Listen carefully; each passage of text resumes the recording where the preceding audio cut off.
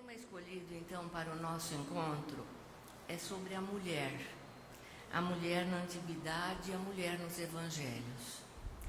A mulher é um tema apaixonante de se abordar, certamente porque todos nós somos influenciados por uma. Afinal, é através delas que nós entramos nesse mundo material. E apesar dos fatores contrários, ela vem desempenhando um papel singular na história dos homens, em todos os tempos. A maioria dos autores, quando aborda o elemento feminino em suas obras, eles o fazem deixando sempre transparecer o seu pensamento um tanto limitado a respeito da feminilidade. Com os autores dos vários livros da Bíblia, não foi diferente. No Novo Testamento, o elemento feminino é bastante apresentado, pondo a descoberto tradições, preconceitos que acompanharam a mulher em toda a sua trajetória. Jesus, homem judeu da antiguidade, ele promoveu a mulher de ser humano em seus próprios direitos, não mais simplesmente como mães de muitos filhos para fazer crescer a nação, ou donas de casa subordinadas aos interesses dos seus maridos. No seu relacionamento com as mulheres, Jesus agiu de um modo singularmente evoluído para o seu tempo.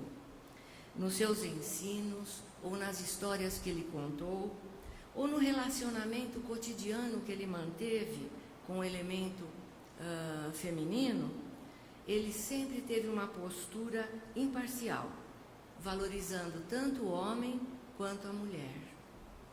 A tal ponto que no seu grupo de discípulos haviam também algumas mulheres, e foram muitas as mulheres citadas no Evangelho.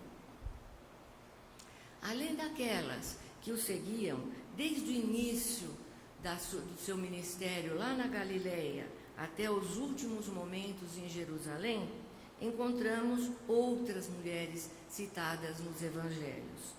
Aquelas que o procuravam em busca de cura para os seus males, ou aquelas que naquele momento estavam ensejando importantes ensinamentos, como também aquelas que eram suas amigas pessoais. Não podemos afirmar, mas certamente todas essas mulheres, ao entrar em contato com ele, serem beneficiadas por ele, acabavam também por se tornar suas discípulas. O evangelista Lucas é quem mais nos fala sobre elas. Ele narra que Jesus andava de cidade em cidade, acompanhado dos 12 apóstolos e também de algumas mulheres que haviam sido curadas por espíritos malignos ou enfermidades. Maria de Magdala, que também era conhecida como Madalena, da qual saíram 7 demônios.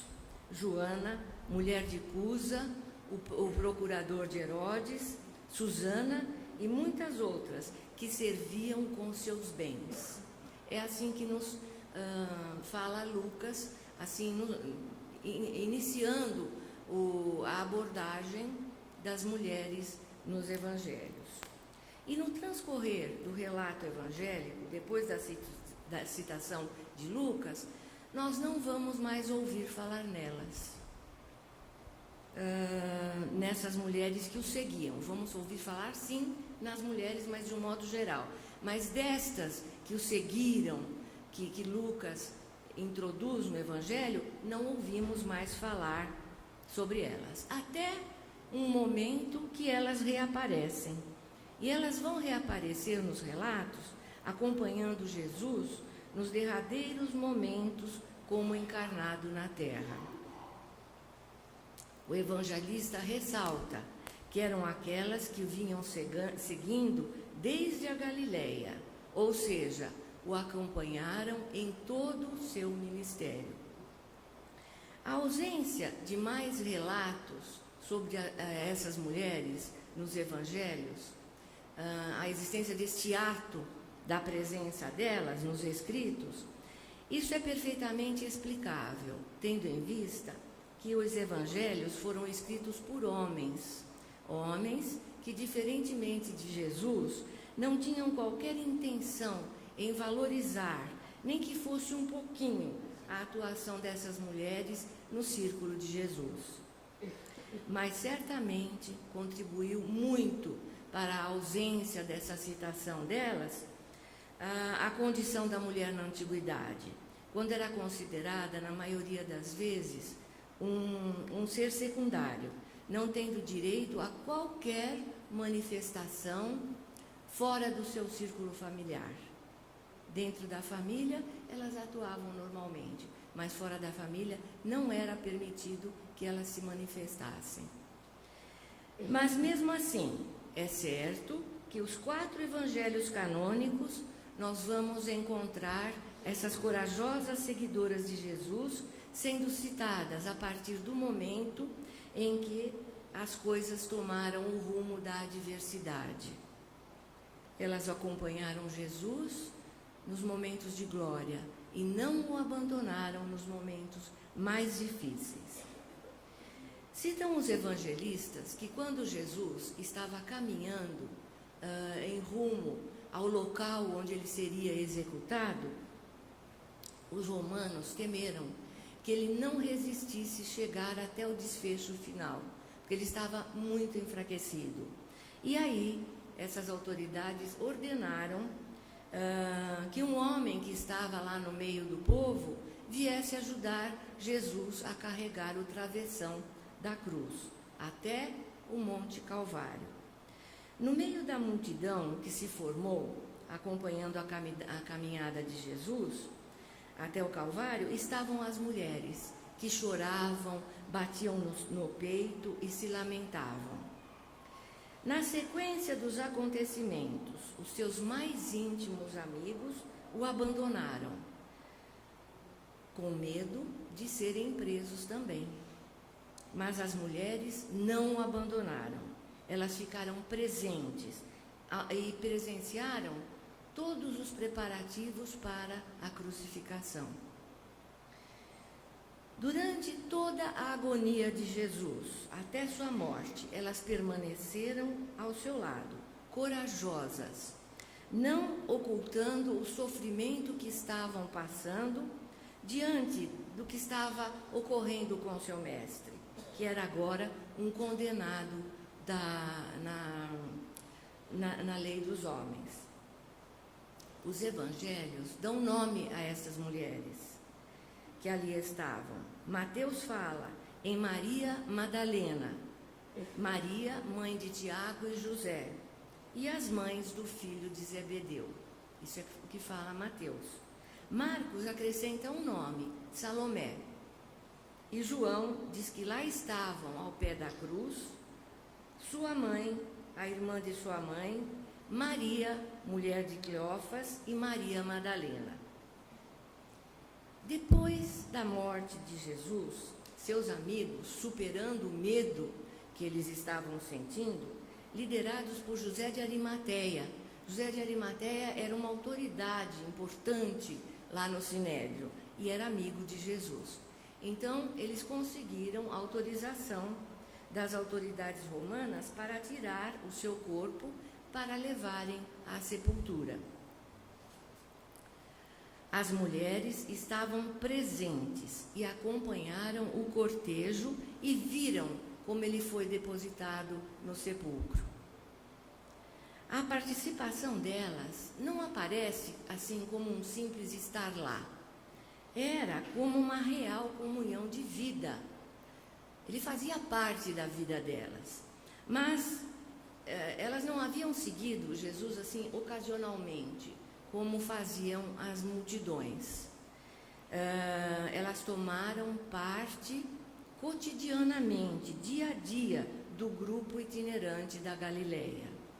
E é importante notar que foram lembradas pelos 4 evangelistas como testemunhas dos trágicos acontecimentos nos últimos dias de Jesus sobre a terra.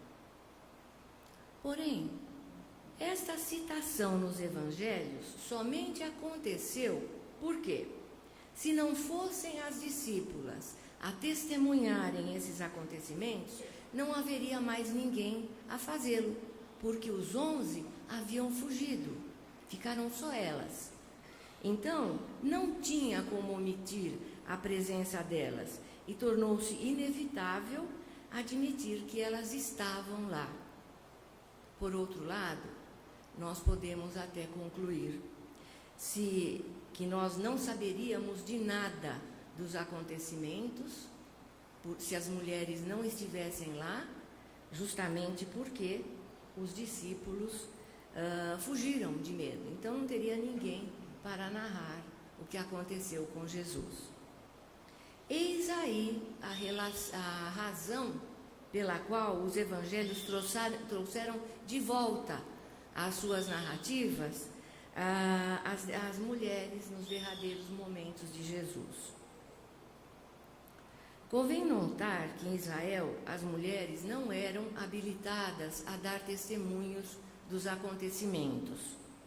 E dentro do grupo de Jesus não era diferente, porque nós vamos ver que o testemunho delas não foi acolhido com credibilidade. E dentre todas estas mulheres discípulas, e ainda mais dentre as demais mulheres que aparecem citadas nas diversas passagens dos evangelhos, ensejando preciosos ensinamentos, nós escolhemos uma delas, apenas uma, para darmos prosseguimento ao tema abordado. Nós escolhemos Maria Madalena. Os evangelhos nos mostram que Maria de Magdala, ou Maria Madalena, como também é conhecida, aos pés da cruz, junto com as outras mulheres, testemunhando aqueles momentos terríveis, finais da vida física de Jesus, dando apoio a ele e sofrendo com a sua morte. Mas não foi apenas aos pés da cruz que os evangelhos nos falam de Maria. Falam também que ela foi quem descobriu que o sepulcro de Jesus estava vazio. E ainda mais, ela testemunhou o ressurgimento espiritual de Jesus. Porque Jesus ressurgiu no seu corpo de glória, no seu corpo perispiritual. E foi ela a primeira testemunha. Ela é o modelo do verdadeiro discípulo de Jesus, pois os evangelhos dizem que ela também o seguiu desde a Galileia, desde que se viu curada de uma terrível obsessão por vários espíritos.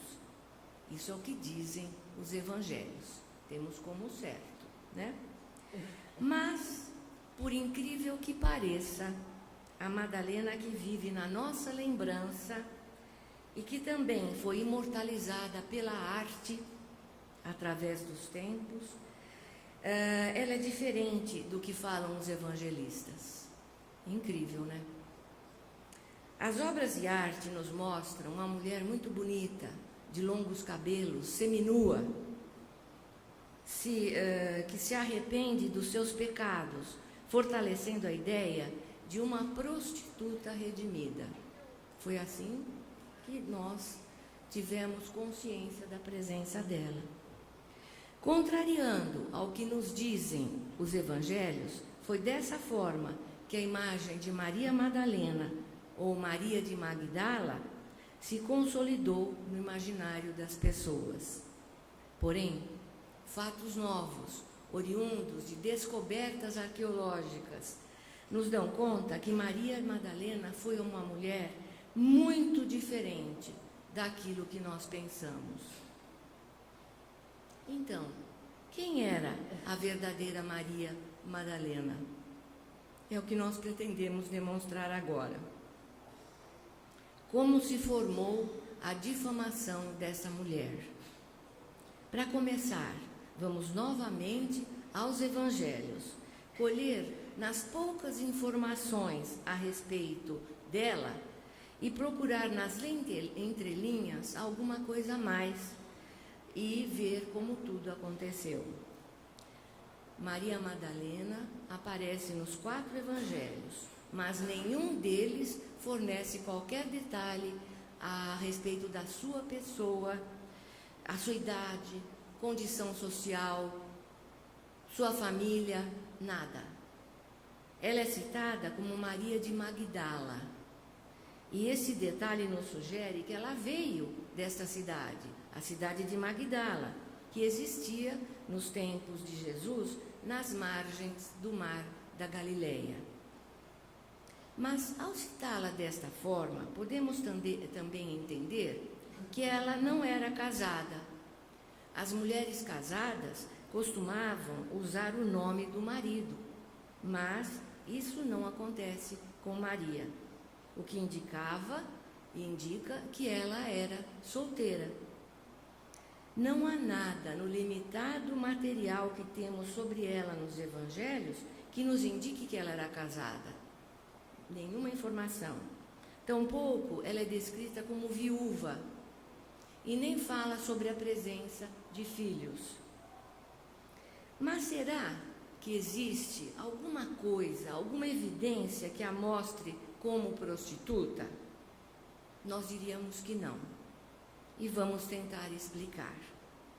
O que nos falam os evangelhos é a imagem de uma mulher marginalizada, que não confere com a imagem de uma prostituta. Isto é pacífico. No evangelho não tem nada. Tudo o que podemos supor é que ela era uma mulher marginalizada, provavelmente solteira, uma mulher possuída, isto é, uma enferma da alma, obsidiada por 7 espíritos obsessores, e que foi curada por Jesus, e desde então ela se tornou uma de suas seguidoras. Mas os evangelhos da Bíblia não são as nossas únicas referências, únicas fontes de referência. Uma descoberta por acaso de alguns livros está revelando aspectos novos e surpreendentes sobre Maria Madalena. Em 1945, uns lavradores escavavam um velho cemitério na localidade de Nag Hammadi, no Egito, e encontraram um pote de cerâmica lacrado. Pensando ter encontrado um tesouro, eles decidiram quebrá-lo. E dentro dele se descobriram vários livros antigos, escritos em papiros, o papel do Egito. Foi uma descoberta absolutamente incrível. O tipo de coisa com que sonham os arqueólogos e os historiadores do cristianismo antigo. Este achado não recebeu tanta aceitação pública, tanta repercussão, quanto um outro achado arqueológico que foi descoberto na região do Mar Morto, em Israel, os manuscritos do Mar Morto. Todo mundo já ouviu falar nos pergaminhos do Mar Morto, mas poucos ouviram falar nos papiros de Nag Hammadi. A descoberta desses papiros foi muito mais importante para a elaboração da história do cristianismo nascente, porque eles são um conjunto de textos cristãos, enquanto que os pergaminhos do Mar Morto contêm textos do segmento judaico. Os livros de Nag Hammadi citam os primeiros cristãos. Eis aí a sua grande importância. Esses livros estão escritos em copta, o idioma do Egito cristão. Como a maioria dos antigos escritos cristãos se perdeu, essa descoberta foi algo assim excepcional. É uma coleção de literatura do antigo período cristão, inteiramente nova. Ela nos abre uma janela para aspectos diferentes daquele mundo que de outra forma não teríamos acesso. A descoberta inclui o Evangelho de Tomé, o Evangelho de Felipe e os Atos de Pedro. Nenhum destes textos foi incluído no Novo Testamento da Bíblia. Foram considerados apócrifos. São chamados livros apócrifos aqueles do antigo período cristão que ofereciam conhecimentos que não estão narrados nos evangelhos canônicos, os evangelhos que estão na Bíblia. Por exemplo, no Novo Testamento é dito que após a ressurreição, Jesus passou algum tempo com os seus discípulos, conversando com eles. Mas não sabemos muito sobre o que eles falaram. Mas os documentos de Nag Hammadi, nós podemos ler o que ele disse. Apesar de eles não fazerem parte do cânon da Bíblia, os estudiosos consideram esses livros muito importantes, porque eles contêm aspectos significativos da história cristã e tradições genuínas sobre Jesus.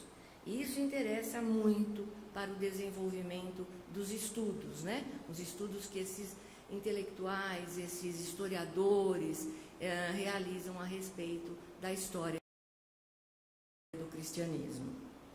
Esses documentos mostram com frequência Madalena como importante discípula de Jesus e a posição que ela ocupava no seu círculo de seguidores. Podemos vê-la discutindo com os outros discípulos, fazendo perguntas pertinentes. Enquanto os discípulos se mostram confusos e inseguros, ela demonstra ter entendido tudo.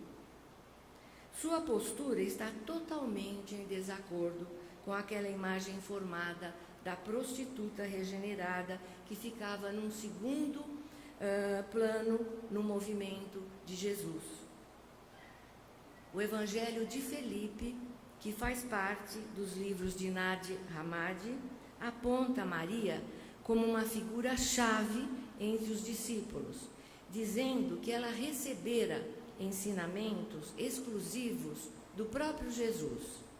E ainda afirmam que isso aconteceu simplesmente porque ela entendia o que ele falava.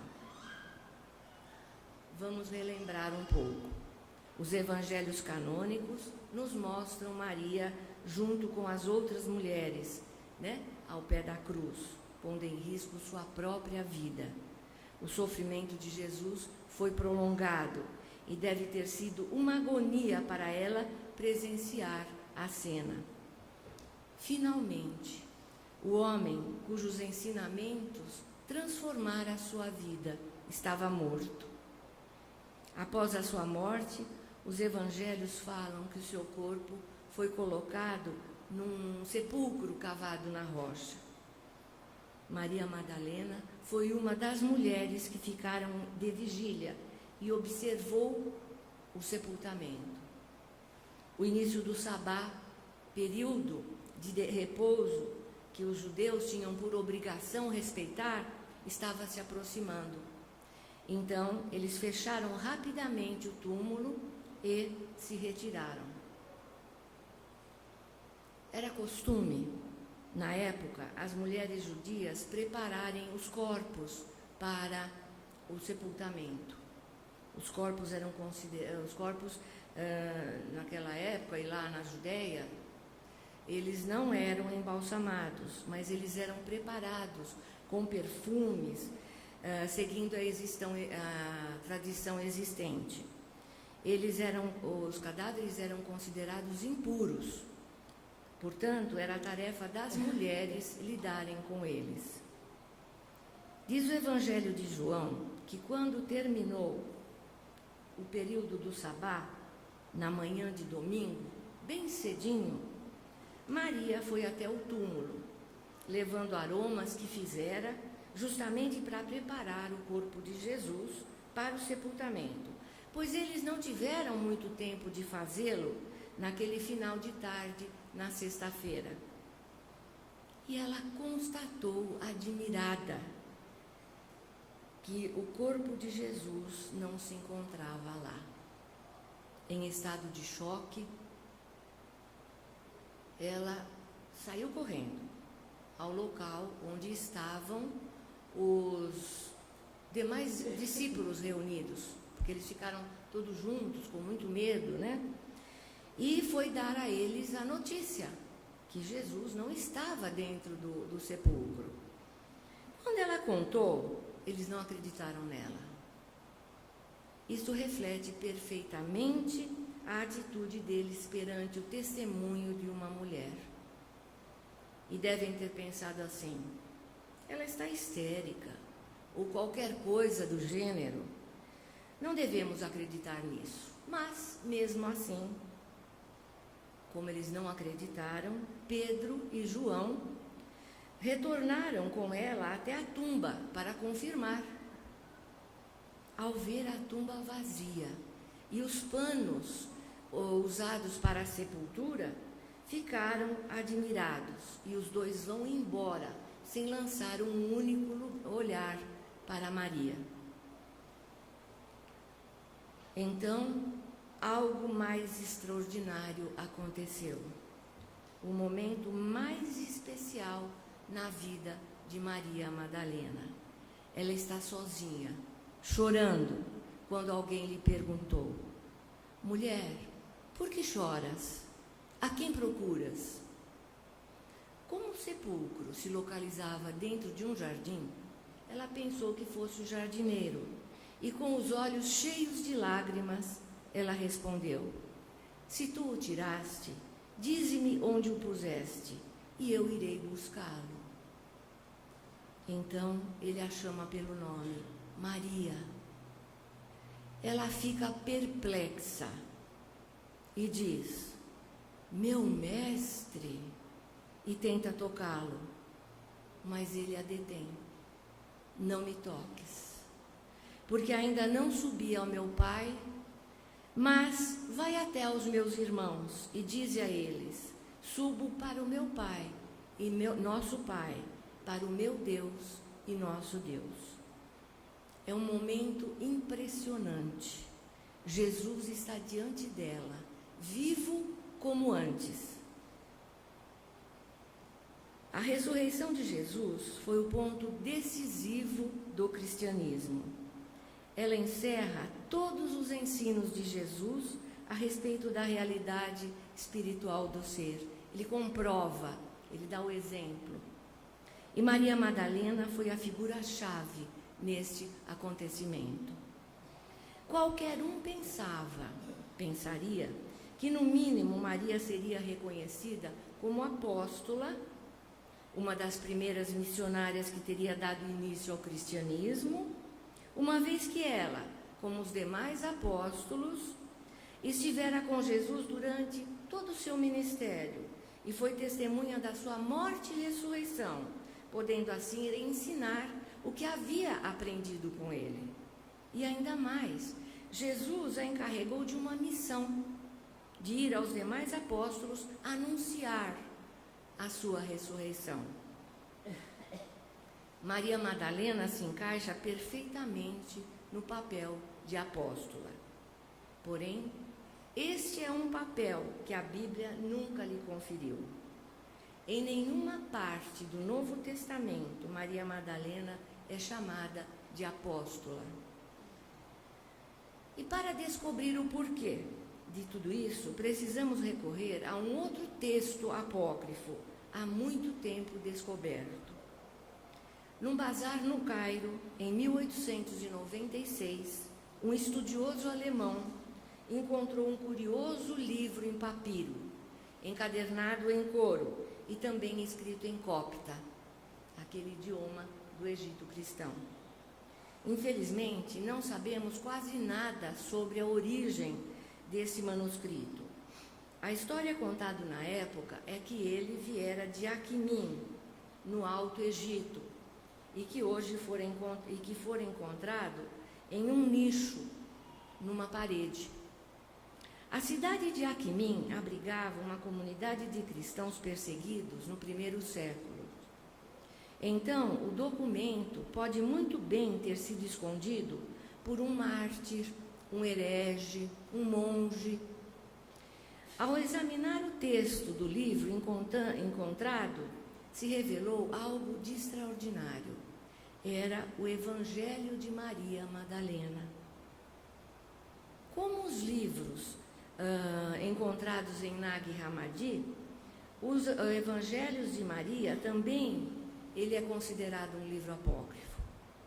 A história contida nele começa logo após a ressurreição de Jesus. Os discípulos tinham visto Jesus ressurgido no seu corpo espiritual. Nesse momento, Jesus os incentivava a sair e pregar os seus ensinamentos ao mundo. E o livro relata que os apóstolos estavam com medo de sair e pregar, pois Jesus fora morto e eles poderiam ser mortos também. É Madalena quem se apresenta calma e permanece calma, sem medo, pedindo que dirijam seus corações para a virtude, ou seja, se fortaleçam naquilo que eles têm de virtudes dentro deles, e começam a discutir palavras do Mestre amado. No livro, é Maria quem está no comando e fala aos discípulos sobre o ensinamento de Jesus. Pedro pede a ela que lhes diga alguma coisa que possa ter ouvido e que os outros discípulos desconheçam. Ela diz: vou contar o que lhes foi omitido. E lhes conta sobre uma visão que teve de Jesus e uma conversa que manteve com ela. O Evangelho de Maria conta detalhes sobre essa conversa, que tem a ver com o desenvolvimento espiritual e a batalha eterna da alma contra o mal. Mas, neste ponto, surge uma controvérsia. André, um dos discípulos, se adianta e diz: não sei o que vocês acham, mas essas coisas me parecem muito estranhas. Parece que ela nos está passando ensinamentos diferentes daqueles de Jesus. Surge assim um ponto de discórdia entre eles. Pelo menos um discípulo, André, estava duvidando da veracidade do que Maria estava relatando. Pedro se interrompe a discussão e diz: será que devemos dar ouvidos a ela? Será que Jesus falou separadamente com uma mulher e não abertamente conosco? Ele a preferiria a nós? Mateus, que também estava lá, segundo o livro, defende Maria e reprime o ataque de Pedro contra ela. O problema de Pedro é que Jesus teria escolhido Maria acima dos outros discípulos para interpretar os seus ensinamentos. No entanto, o texto deixa claro que o que a qualifica como elemento importante dentro do grupo é a sua maturidade espiritual. Mas Pedro vê Maria como uma rival pela liderança do grupo. As pessoas consideram Pedro como a rocha onde a igreja foi estabelecida. Ele é o discípulo principal, o mais importante, e Maria Madalena seria apenas uma das personagens que seguiam Jesus. Isso é o que as pessoas pensam. Se o Evangelho de Maria for genuíno, e segundo os estudiosos ele o é, ele pode fornecer a verdadeira razão pela qual Maria Madalena desapareceu da Bíblia e nos dá elementos para que repensemos sobre o desenvolvimento do cristianismo nascente. O livro nos apresenta Maria como professora, como guia espiritual dos outros discípulos. Ela não é apenas uma discípula, ela é o apóstolo dos apóstolos. E aqui vale uma explicação. Os primeiros grupos de cristãos se reuniam em casas nas casas das pessoas. E atraíam pessoas que eram amigas. E essas pessoas amigas traziam outras pessoas amigas, e assim por diante. E nesses grupos, então, das primeiras eclésias, das primeiras reuniões do cristianismo, as mulheres desempenhavam todo tipo de função. Era na casa. Elas tinham essa permissão da tradição delas, né? E elas desempenhavam várias funções. Função de apóstolas, professoras, chefes de igrejas domésticas, etc. Vemos, por exemplo, na carta de Paulo aos Coríntios, que haviam mulheres profetas dentro da comunidade cristã. Em alguns grupos do antigo cristianismo, Maria Madalena certamente se tornou uma figura-chave. Mas quem dizia não para ela era Pedro. O relacionamento entre Maria e Pedro mostra claramente um conflito. E à medida que Pedro e as ideias que ele defende se tornaram dominantes no movimento, o papel de Maria como discípula importante foi sendo minado.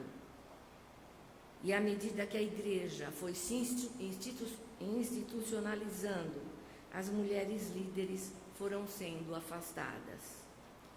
E o que aconteceu com Maria?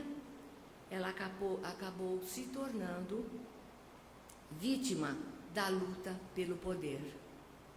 E não aparece mais como importante figura dentro do cristianismo nascente.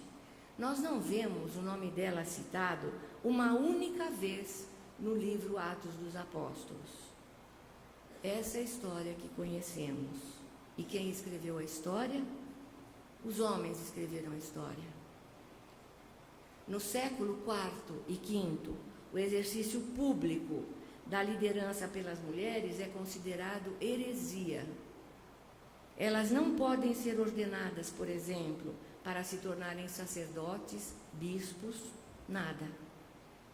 Mas diante dessa perspectiva, Maria Madalena se tornou um grande problema para eles. Por quê? Ela é a prova da existência das mulheres nas primeiras eclésias. Sua figura era muito conhecida, impossível de ser apagada. Sua imagem era popular entre os líderes das comunidades cristãs que constituíam a igreja. E essa igreja crescia de importância. Quando a gente fala igreja, a gente está considerando a igreja institucionalizada que aconteceu no século IV. Por outro lado, a igreja queria limitar a sua doutrina somente aos livros da Bíblia. E, obviamente, os livros de Nag Hammadi e o Evangelho de Maria significavam um problema. E assim eles desapareceram. Podemos pensar que haviam pessoas no século IV que possuíam esses livros e as autoridades da igreja agora diziam: não leiam esses livros. E o que as pessoas faziam? Podiam jogá-los fora, podiam queimá-los, ou quem sabe escondido em algum lugar para depois voltar para buscá-los. E se a pessoa que escondeu os livros não voltou para buscá-los? Eles ficariam lá, escondidos, até serem descobertos. Esconder os livros que falavam da atuação de Madalena nos primeiros grupos cristãos não eliminou a sua existência desses grupos. Todos a conheciam.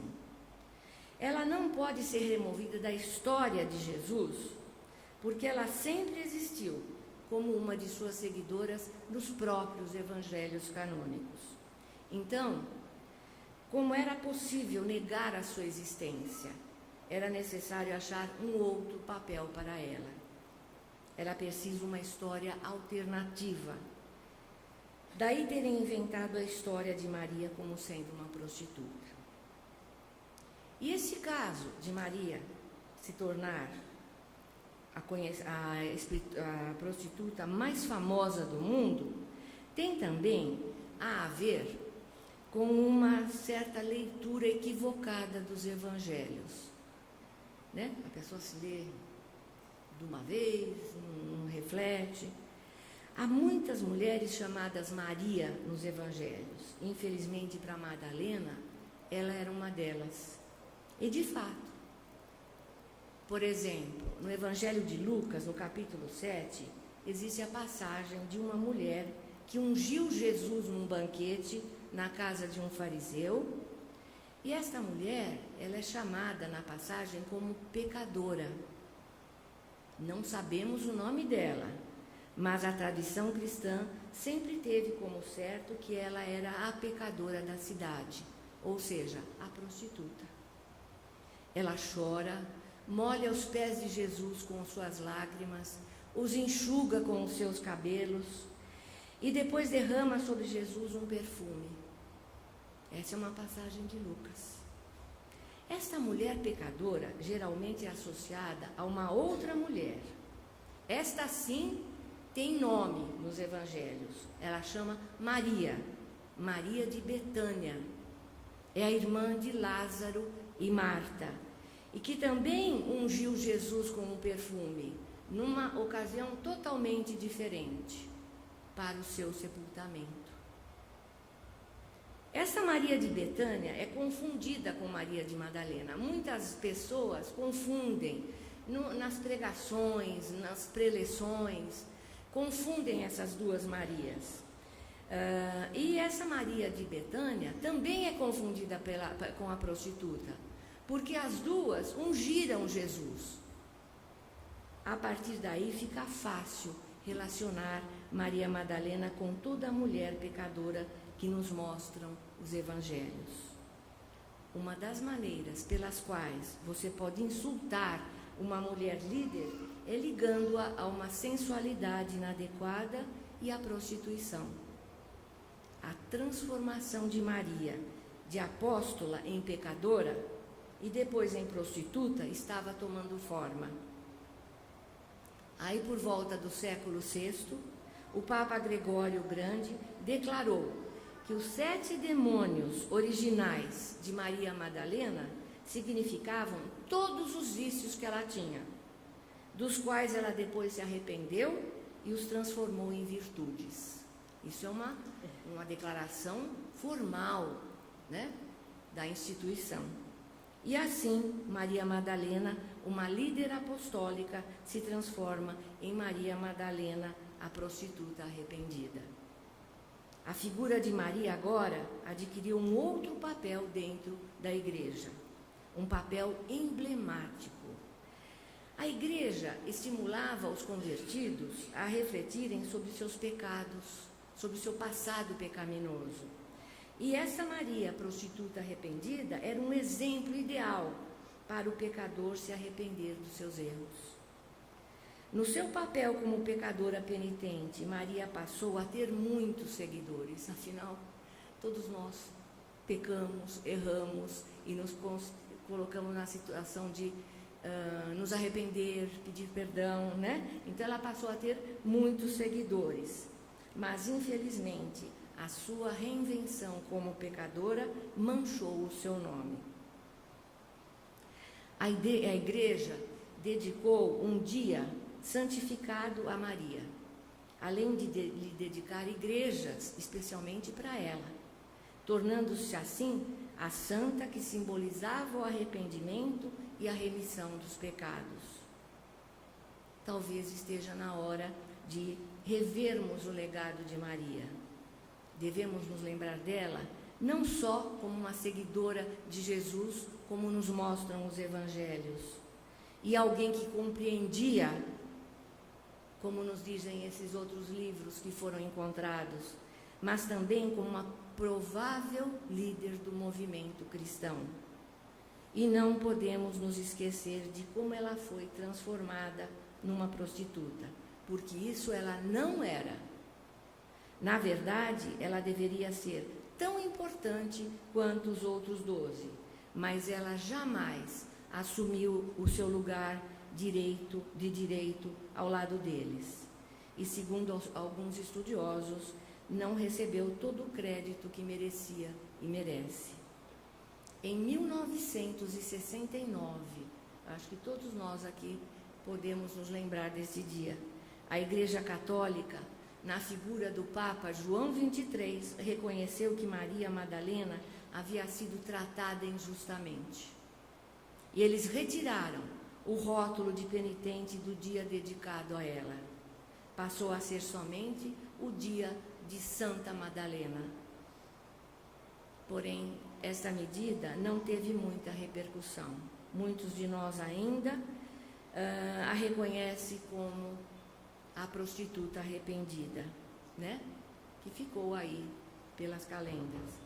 A campanha contra Maria Madalena remonta a tantos séculos que é impossível resgatar a verdade. Mas talvez um dia essa mulher extraordinária seja reconhecida pelo que realmente era, uma das fundadoras da fé cristã.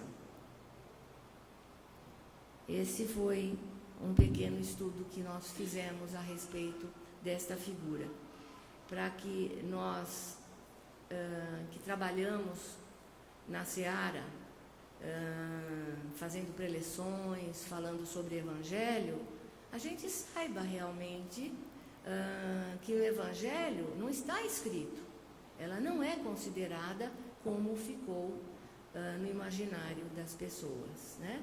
E é importante nós abordarmos os Evangelhos na sua pureza, na sua verdade, naquilo que está ali escrito. Obrigada a todos. Um bom domingo.